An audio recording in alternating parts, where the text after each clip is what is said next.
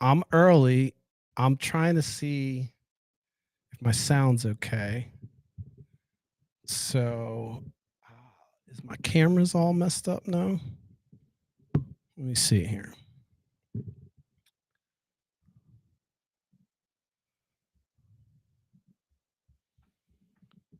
There's our little logo.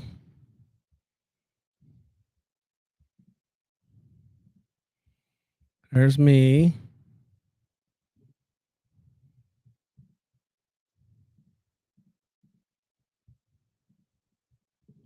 There's me.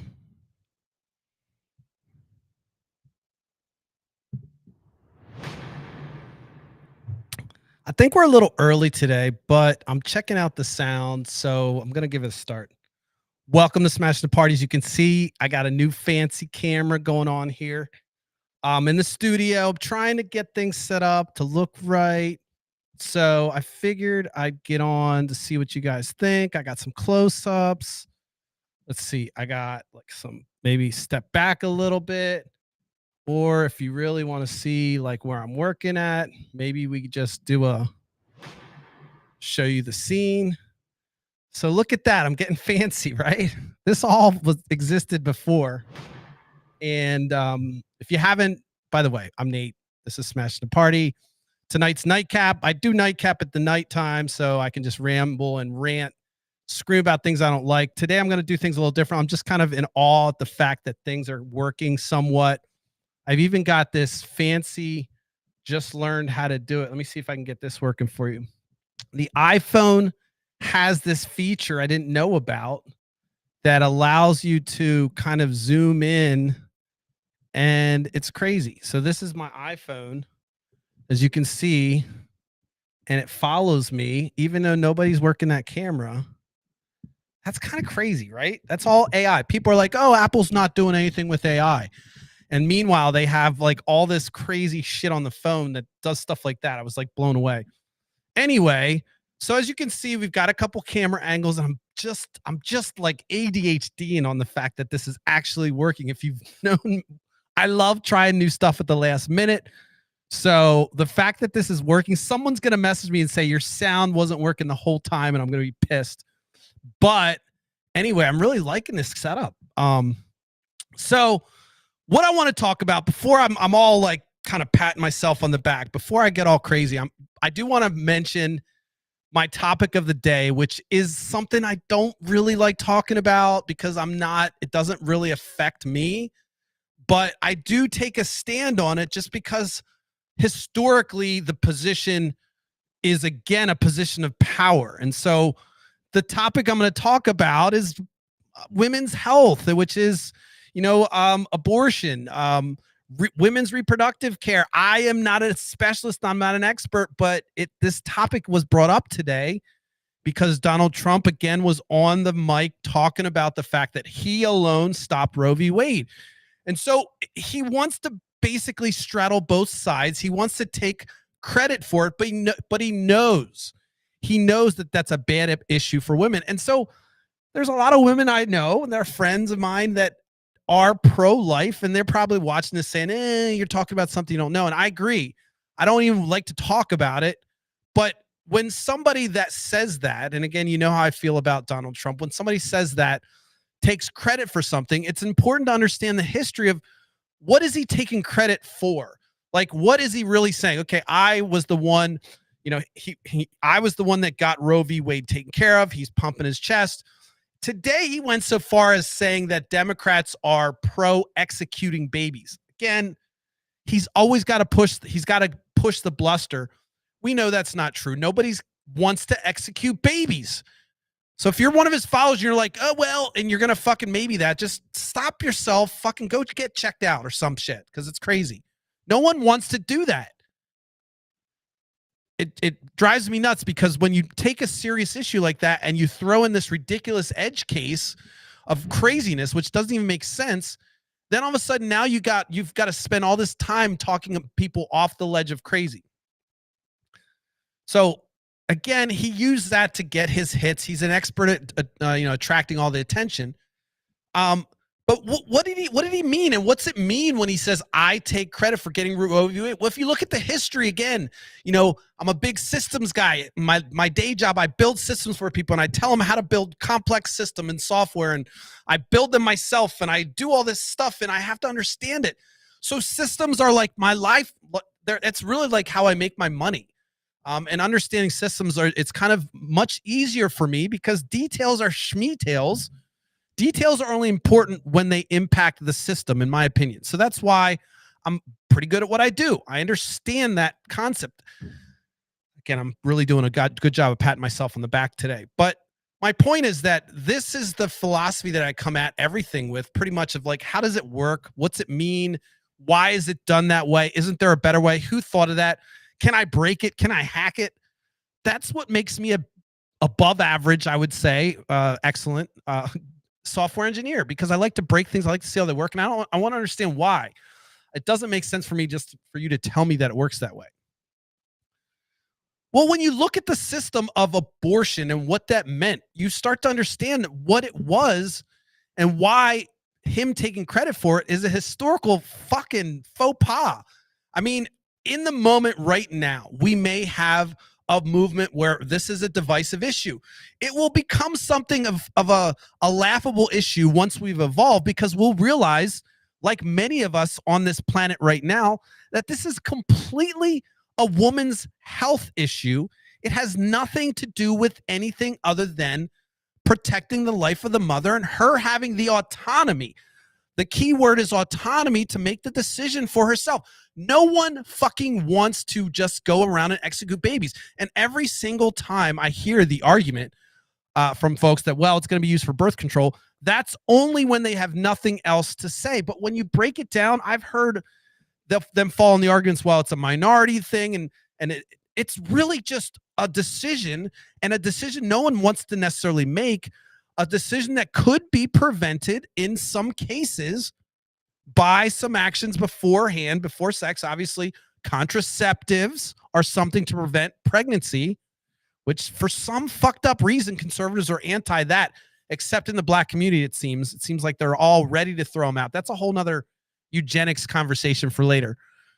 But when I think about this, it's another issue where it's like somebody basically saying, I know more than you do, and I'm going to make a decision for you. And quite frankly, it's very common in America to have that dynamic, especially when it comes to healthcare, because our doctors they can say, well, here's what I recommend. We have to call Big Papa Insurance Company, so their nurse sitting behind a desk can tell us whether or not, based on their chart, whether or not it's financially feasible for them to pay that claim or give us that medicine.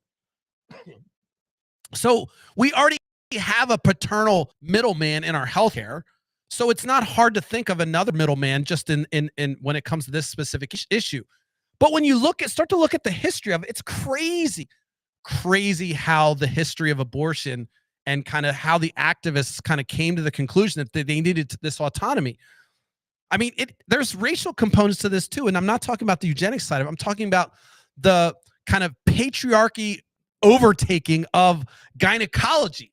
So for a long time, women were the midwives, and there was a system of midwife where a lot of indigenous folks, a lot of black women, even during the slave time, post-slavery, they were the specialists. These were the folks that championed a lot of the tools and methodologies, believe it or not. In America, if you look at the history of, midwifery, if you call it whatever, doulas or whatever, you have this history where there was a lot of, the lowest of the low were the ones that were doing all the hard work. And eventually then there became a practice. And what happened was men pushed out women from the practice of gynecology. Like, it was become midwifery and all the other things, all the other expertise that had been built over the years from these passing down this knowledge, then became obsolete because men came in and they said, well, this is a profession now, we're going to do it this way. And so they actually pushed women, including black women and indigenous women who were the specialists, out of that mix. So it became kind of low rent. It became low rent to use midwifery. And then, of course, when you have a powerful lobby, they began legislating midwife, all these positions out. And I'm not saying that they didn't have, an academic education is beneficial, but certainly when this is all we had, and we've been birthing children for our entire existence, and all of a sudden you have this specialty that's been passed down over generation, and all of a sudden men come along and just say, fuck it, you know what, you guys don't know, I throw all that knowledge. What's interesting, if you even look at the history of like washing your hands, some of that was actually done prior to even knowing what the reasons for doing it were. So, there was this whole thing where, a white gynecologist decides to start finally wash his hands, and all of a sudden birth rates go down. That's a story. You can Google it. But a lot of those things were kind of known things, that you didn't do certain things while you were in the process, that they didn't even know about sterility. They just knew that, hey, if you do these things, these other things can be more complicated. They didn't know it was germs or whatever. So all that knowledge, they might call it hokey. Why do you guys wash your hands? These people do all these rituals before they go in.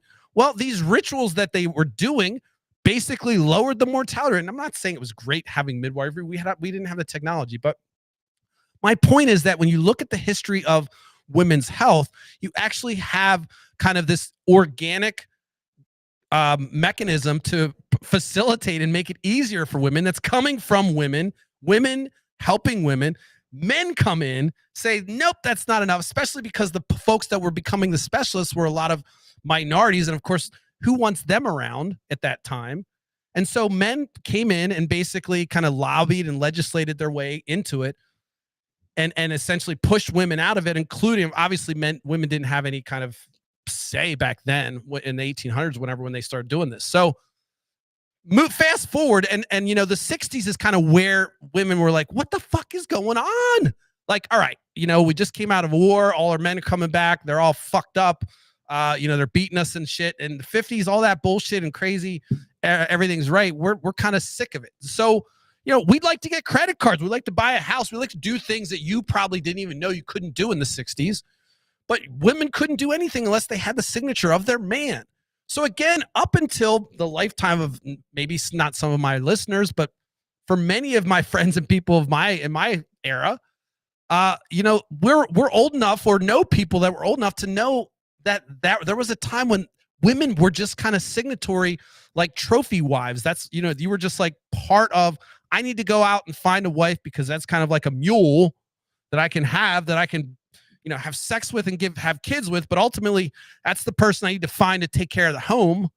And so this was the philosophy, and women are kind of like, fuck this is annoying, it's stupid, I'd like to go out and do my own. Of course, conservatives were like, oh my God, it's going to destroy the American family and everything else. Now, you could make an argument that making women go to work and separately definitely made childcare difficult or different, but what's the difference? I mean, that's a whole nother subject. There are real implications of women going to work that one could argue, but to suggest that, women don't have the autonomy, or there's no role for them, or if a woman doesn't want to be a housewife, which apparently was the only thing they were thought of for a long time, then they didn't have choices. So women were fed up. By the way, I'm totally butchering shit. I know that. I'm probably not giving timelines. I don't care. The context is there. You can Google shit. None of this shit's I'm not making this up. I just don't know the exact sequence of events. But I know that there was a time when women weren't given the same rights. I know it was the 60s. I think it was 1970s was when they were allowed to get a credit card, for Pete's sakes. Voting came obviously before that, but voting came later as well. So we know that the whole kind of struggle for women to get equality and get that autonomy has been something that's only kind of changed in recent years. And unfortunately, if you look at the reason why women were fighting for their own freedom, was because of the patriarchy coming in. It actually became kind of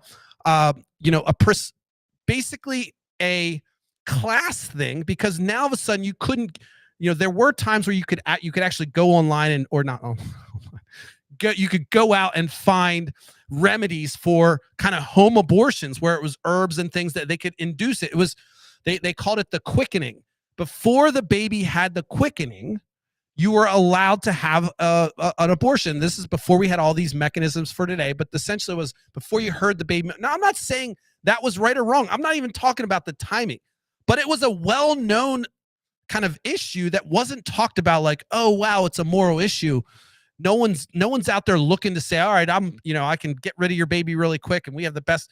This was something that was a necessary evil or an issue. I don't want to call it evil.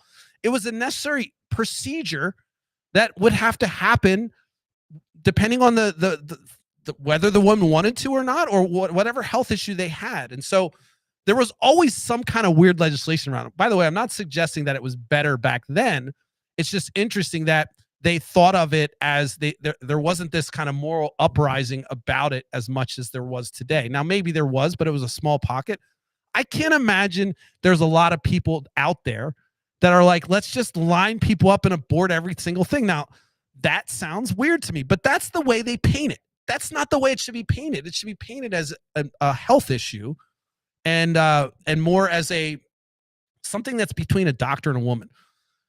All right. So anyway, let me go back to kind of the statement that I was, where I started this whole thing, which is I'm the one that got rid of Roe. And so what does he mean by that? He's kind of saying like, I'm the guy that's rolling back women's rights.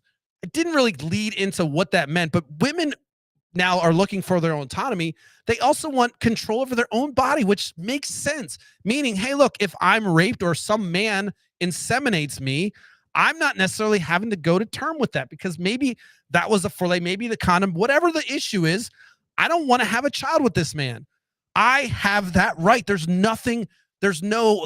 I don't see any way that you can say to somebody, no, you're now tied for the next 9 months when we have all the mechanisms and the procedures and all the ways to prevent that from happening, especially when you talk about all the fucked up shit. And I don't have any kids, but I see you motherfuckers with your kids. I swear to God, I know this is awful, but some of you should have probably not had some kids. I shit you not. And you're probably one of them. Like, think about how much of an asshole your kid is. Think how much of a shit they are. That's because of you. We can't go back and abort your kid, unfortunately, but wouldn't it be nice if we knew some of the asshole parents? We could just say, nope, nope, nope. Awful, right? I don't have that right, and I should never have that right to say, oh, you should or shouldn't have a child, right? It's really offensive what I'm saying. It sounds offensive. What do you mean? You're telling me when I can? You're going to tell me when I have sex too? Yes. In my system of complete control, we need to know when you're inseminated. If you actually look at the legislation in Texas, no shit. I don't see any other way other than measuring and asking the person, hey, when did you get pregnant? And when did you do the pregnancy test? When did you have sex? Now we'll reverse engineer to see if we can then take you to court, get our $10,000. You get paid $10,000 if you report somebody that's had an abortion or someone that's looking to get an abortion. You, as a vigilante, can report their abortion and get paid for it. So my question when they write that law is, okay, now we have to measure this shit. So how are we going to measure? Are we going to go around and ask people when they had sex? Are you sure? Was it 3 days, 4 days? Because this, if you get on that line where you're right on the line where it's like illegal, I mean, this is mind blowing. We're creating problems to create problems to create problems. If we just would back the fuck off and say, look, no one likes abortion. Let's make it so that it's the safest fucking thing in the world. It's easy. There's absolutely no shame. And it's something that's confidential in between a woman and her doctor, period. That's it. That's it. Now, if you're married and your wife and you're trying to get pregnant and she's doing, that's a whole nother subject. But truthfully, something else is happening there. If she's going out and she's trying to impregnate you and she's going out and aborting it, you're not the thing for her. So that's a whole nother subject, but she should still have the right to decide how the next 9 months are going to be for her life. Mind blowing to think there'd be something that I could reverse that I really didn't want to do, but everyone says, nope, the law says you can't. What do you mean? It's safe. I can do this thing. Everything can be fine. I'm really not doing anything to change the course of humanity in any capacity. Not hurting anyone. Stop fucking suggesting I'm hurting someone. Don't even go down that stupid fucking path. So you're telling me now, all of a sudden, now I have to live with this thing. Live with this, or it's going to cause this issue. And again, by the way, I'm not even suggesting health is the only reason someone should be able to get an abortion. I'm actually saying, do they want to carry to term? That's it. That's it. Nothing else is on my plate. Nothing else is actually, none of it's on my plate. It's literally just this. The only reason I'm speaking of it, it's weird how dudes align on this fucking topic. It's so fucking bizarre. I've got family members, love them to death, and I say that with tongue in cheek. I don't want anyone to die. I say the love part. They're my brothers and families and all that stuff. But to think that you actually, as a male, have a fucking opinion that's so strong, you're going to create a whole lifestyle around this fucking goddamn thing that has nothing to do with you.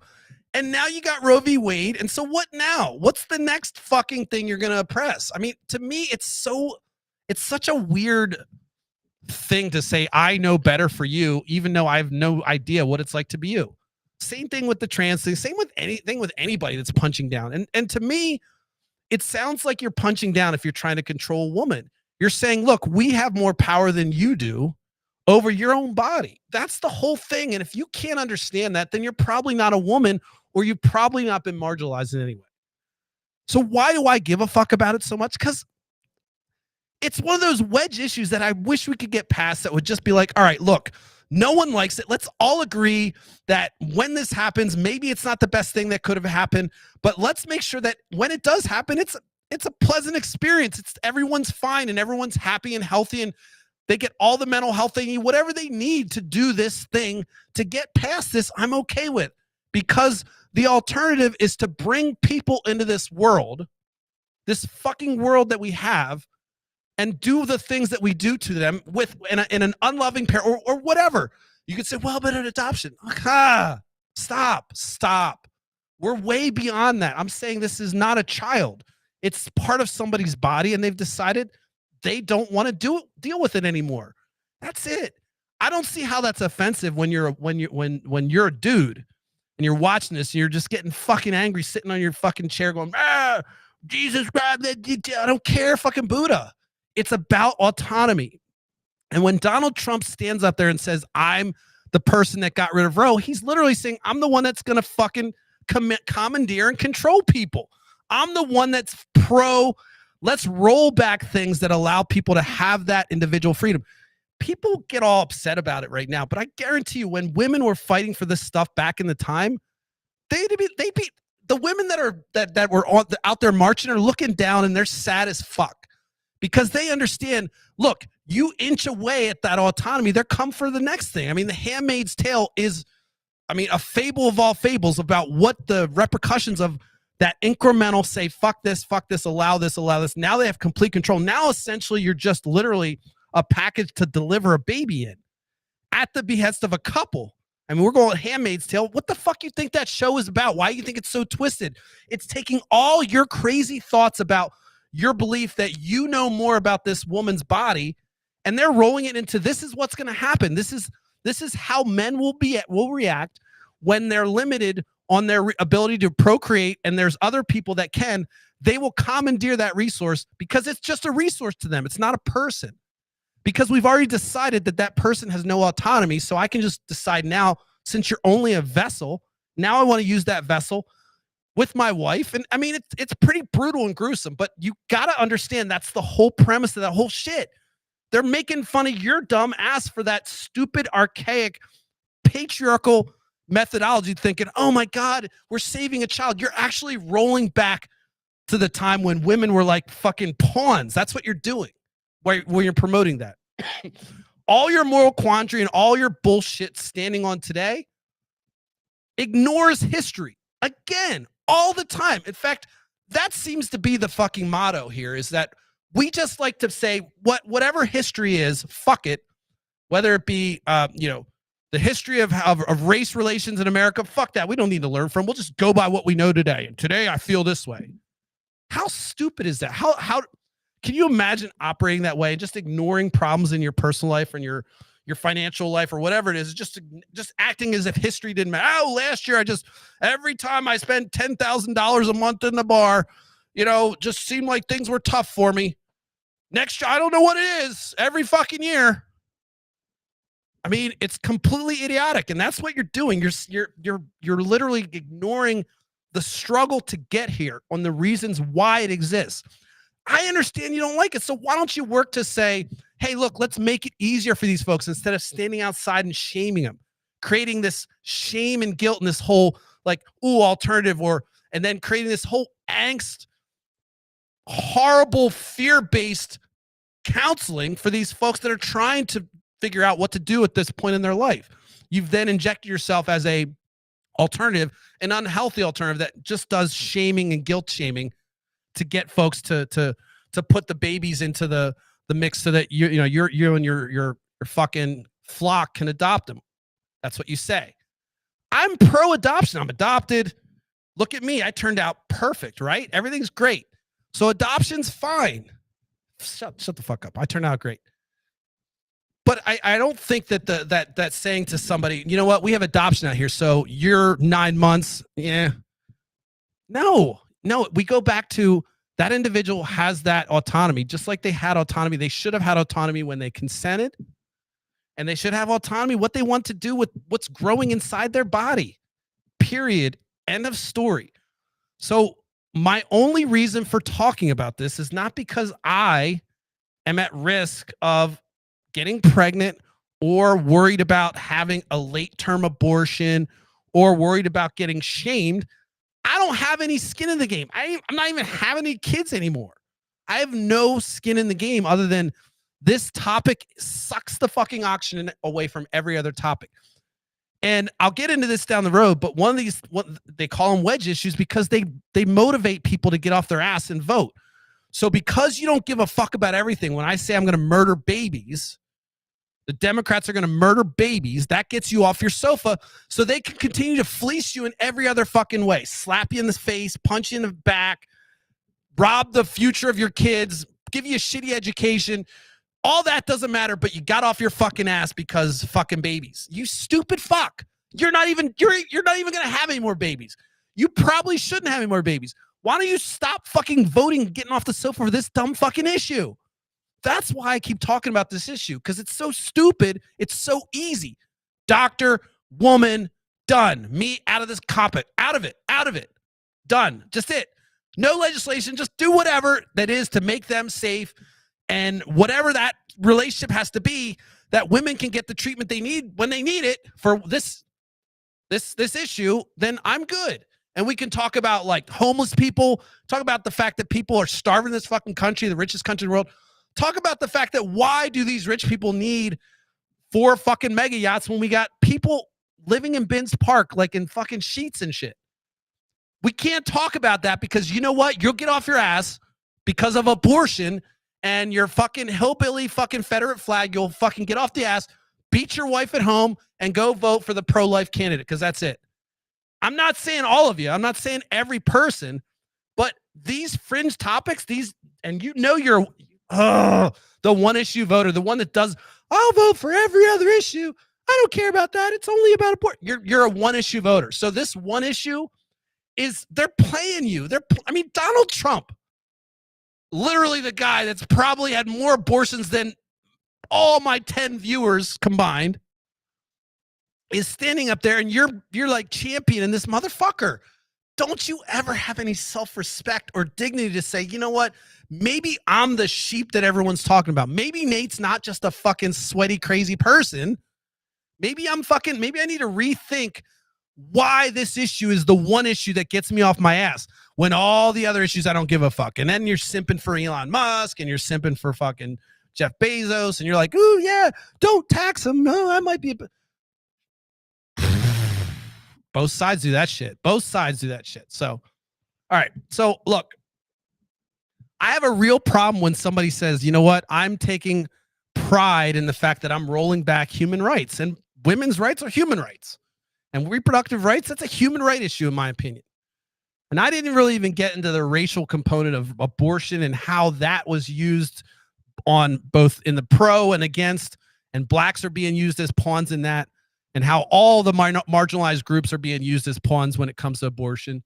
And you have these people, everyone knows, you say kill babies, of course my ears perk up. No one wants to kill babies. But that's the language we've decided to use. That's the language some folks have decided to use, which just completely is a conversation ender. On my page, I'm pretty sure I made it so you can't write murdering babies. You can test it. I don't know.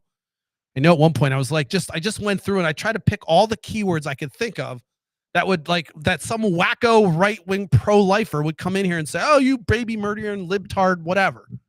But I mean, when somebody starts out the conversation about that, like Donald Trump did in his speech, and suggests that the other side is killing babies and waiting till they come to term, come the fuck on.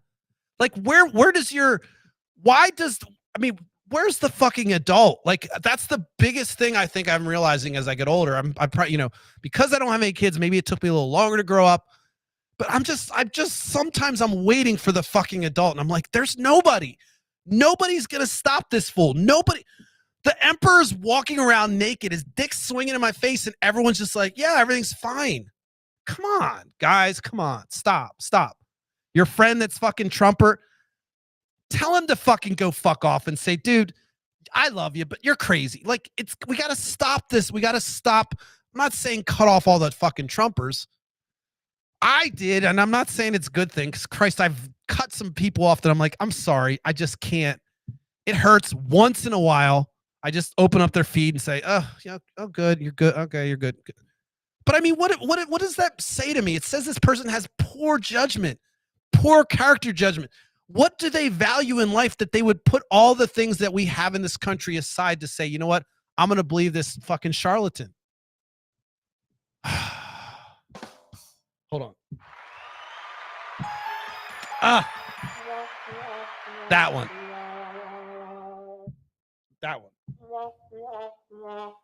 So, I don't know. Gets me fired up. So I'm going to wrap today. I know I probably went a little bit more hot than I wanted to. It just, I popped a couple articles today when I was Googling, like, what's the history of, when he says Roe v. Wade. So I did some research. And of course, you get to the ACLU website. And then you get the Planned Parenthood website. Of course, they're going to be pro-choice, or, it's between a woman's. Of course, they give a really nice history that's going to help articulate some of the racism and some of the other class warfare that went on. That's one perspective. I'm open to other ones. I just don't see how the history that is so easy to kind of, the reason these organizations exist is because they came from that history. They came out of this oppression. So Planned Parenthood is just like shaking their head every day. You say Planned Parenthood to fucking right-wing people and they lose their shit. What's interesting is when I was younger, I didn't know about Planned Parenthood until some of my friends that I knew from the city, black friends, told me about Planned Parenthood. Planned Parenthood did more to educate me on sex than I learned in fucking high school, for Christ's sake. And I grew up in a very conservative place where Planned Parenthood was a bad word, but I encountered Planned Parenthood, thankfully, in my young age, because I needed to for certain things. I'm not saying I had an STD either. I was crazy though. So, as crazy as it is, like, I feel like that is a core problem that people don't even know about. People that could use Planned Parenthood, people that need health issues or have health issues. By the way, I didn't have any insurance. Planned Parenthood didn't care. They just did everything. You need a checkup, sure.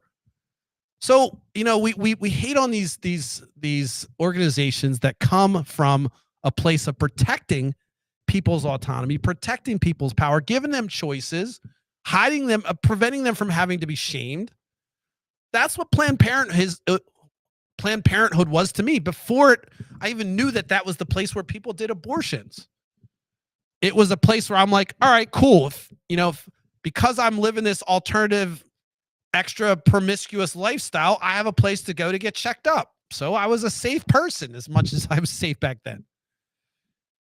I want to get into my disgusting 20s, but I'll say that, I think the notion that Donald Trump's going to kind of champion and run and campaign on being the person that's roll back. I think it's a major miscalculation. I think that if people are educated, and I'm hoping our baby boomers and all the old folks that were there during that time come out screaming like, dude, this is the guy. Yes, he's responsible. He needs to go.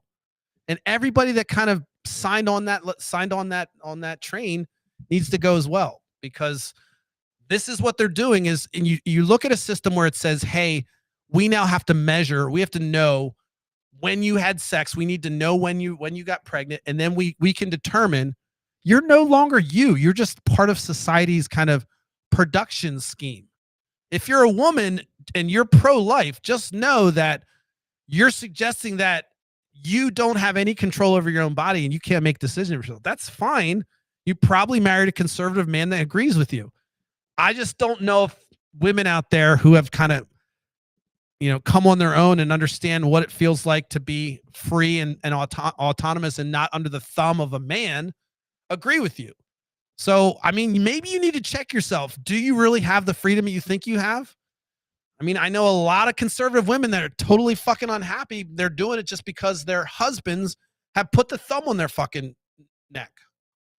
So, I mean, that's the kind of oppressive world we'll live in when we have men and entities that are, financially incentivized to make decisions for you. That's what's going to happen. You're going to be, what if, think about this. What happens if there was a scare where women couldn't have babies anymore? And all of a sudden we do have a select amount of females that can have babies. All these plastics that we're eating, now all of a sudden there's only a certain amount. Well, guess what? We already have legislation that says you're just a commodity. So let's roll out the Handmaid's Tale. I mean, you're the only survive. The human race needs the survival. So you are no longer you no longer have autonomy. I mean, these dystopian nightmares. The older I get, the more I realize they're written from folks that just take these concepts and they take them to the nth degree. Induction reasoning, or if you want to call it, like, it's just like, you see what n plus infinity equals. And let's say what it looks like n plus 1 is what it looks like today.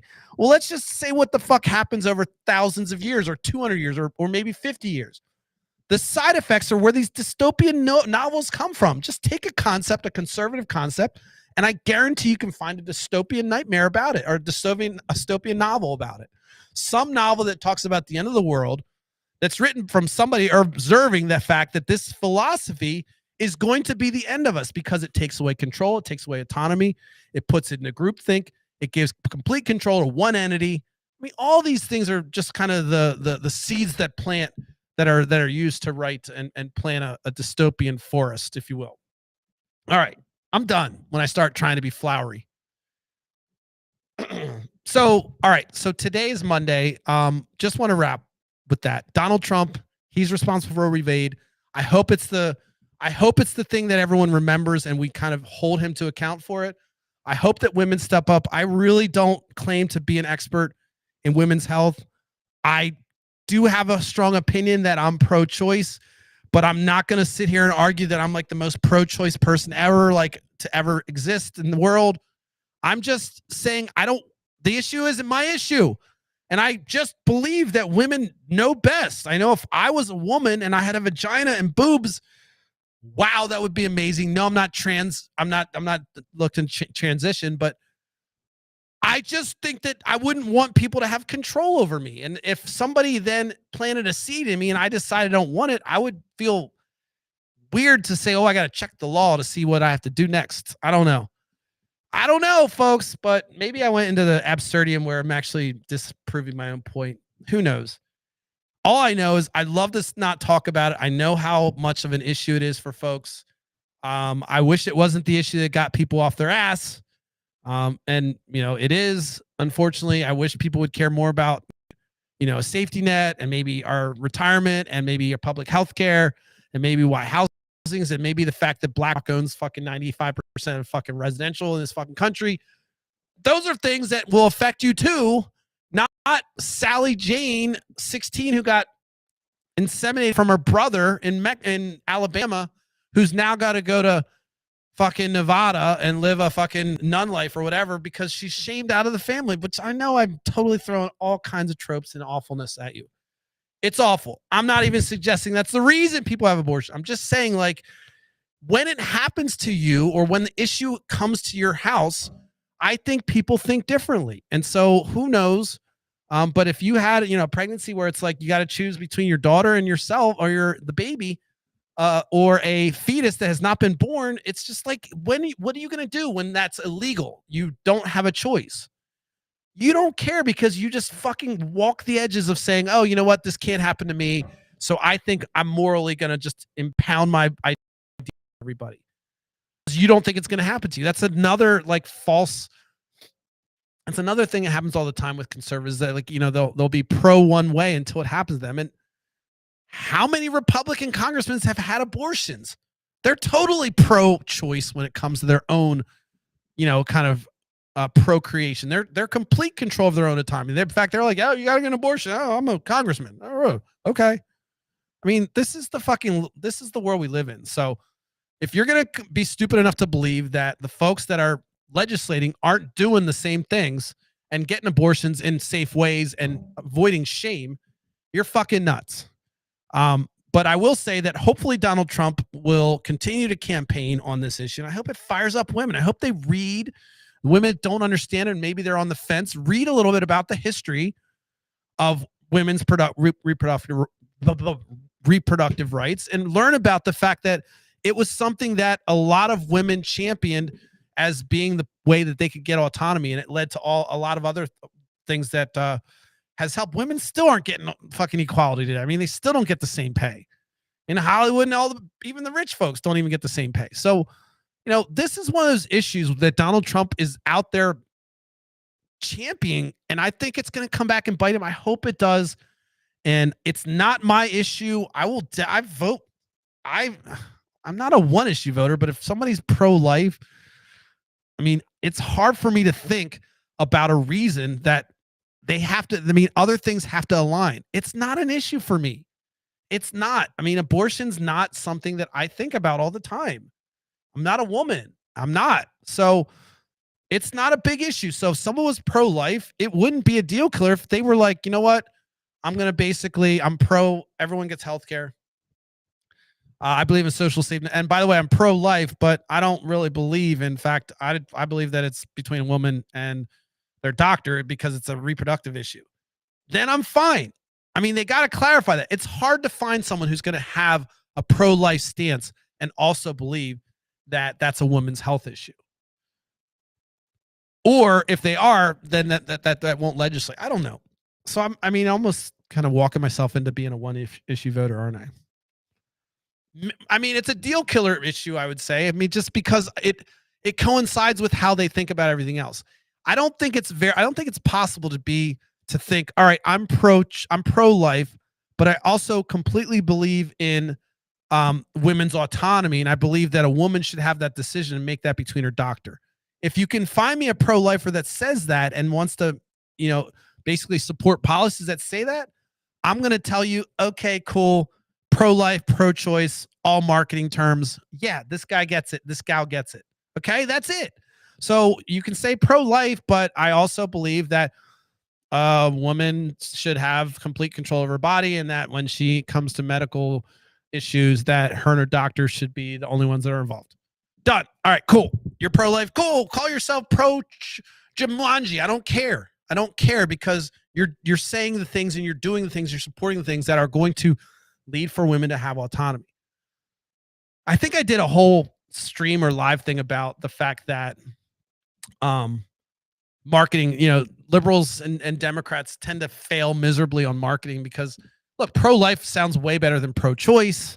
What, are you choosing to kill the baby? No, I'm pro-life. You can't really make that bad. So, you know what? Let's throw out the marketing terms and say, I don't care if you are like, oh, I love babies. I believe all babies should live and they're going to go to heaven. But you also say, yeah, but I'm pro-life of the woman too, and she deserves to have that be between her doctor and her. Okay, bing, ding, ding, ding, ding. We're on the same page, right? So marketing, schmarketing. Democrats could always improve. Republicans are masters of it. They always get the good stuff. And so we'll just say that it's about how you think. All right, let me see. What else do I want to cover? I think that's it. I got a little fiery today. Look, if you're not really impressed with my hold on a second here. Look at this.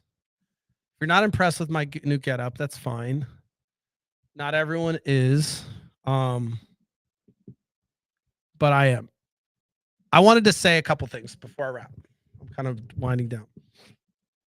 So first of all, I have guests coming. I told you that. If you are one of the guests and you're watching, this is not going to be the forum. Do not fret. You are looking probably at more of a standard round table. We got round tables in the studio. We got all kinds of places. So do not be scared. I do not plan on after hours being completely even any actually political at all. It's just going to be fun, and it's going to be, you guys can see me maybe when I'm not mad, or maybe I get mad about other shit. But I want to open it up to other folks, and people are excited about it. And I've got people that are planning on coming on. And so I think as I try to incrementally get back into this and improve it every week, I'm going to try to give you guys updates. And as you can see with all the fancy schmancy whiz bangery, I've got multiple cameras. Look at that. I've even got one right in my face. I've got cameras. I'm just excited about it. I don't know why. I'm easy to please. So, one last little piece. I will be starting up a blog again. If you don't know, my smashingparty.com was hijacked from me. I will get it back someday. Fucking bullshit. Mistake, Amazon, yada yada. Me, ADHD, fucking sucks. The only domain I've ever lost in my life. But I will be getting that blog up soon, and I'll probably just open up a Substack and something, and just, you know, commandeer a domain and just throw it up there. The reason I like the content and the writing content is because it kind of gives me an opportunity to put my thoughts into some coherentness, as opposed to just kind of this ramble. As well, it's always nice to come back to those little blogs that I wrote and see, like, was I on the mark? There's one that I wrote about Joe Manchin that, like, I kept on just rehashing. It was so fucking good. And not my writing was good. It was just so on point. So I will get back to that. Look, we're going back to full-blown content creation shit. And we're going to go back with a vengeance this time. And I know last time I had, you know, the shitty little live stream had about 120,000 reach.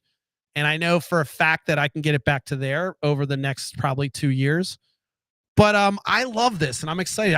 I literally am back to waking up and looking forward to streaming and trying to think about what I'm doing. As long as I don't get hung up on the technical stuff, we'll keep going. So tune in tomorrow. I'm gonna probably wait till end of this month, but YouTube needs a video every week. TikTok needs a TikTok every day. Everything else will be fine if I just post content and do my normal dance. So if you haven't followed me on TikTok, please do that. Follow me on YouTube. I think I only have 30 subscribers. For some reason, it's allowed me to stream to YouTube, though, so I don't care. As long as I'm streaming, I'm fine with it. But I got to get to 1,000 on TikTok. I'm probably going to do like a May, June blitz on TikTok and just crank out content on TikTok to see what the algorithm can do, just to get to 1,000. But I need you to follow. Look, I have enough people in my network that if everyone fucking I knew would just follow me, I'd be fine. So just do it. It's not that much. It's like you're just holding out. For what reason? I like all your shit. I like shit I don't care about. I do it. I support it. Just fucking do it. Literally, people in my network. I'm going to get beyond this network eventually. I understand it. But like, you guys are in on the ground floor. Give me a like, a subscribe, a share, something. Anyway, so I think I'll wrap with that. Let me see if I can get one close up. I'm so that's crazy. All right, I think that's it. We'll be back 10:30. Look, Monday through Thursday, like clockwork, 10:30 p.m. Eastern Standard Time. We go to I'm Blue in the Face Monday through Thursday, 10:30. Check it out. Subscribe. I appreciate it. We'll be back. Oh, hold on a second. I got to end with a cut.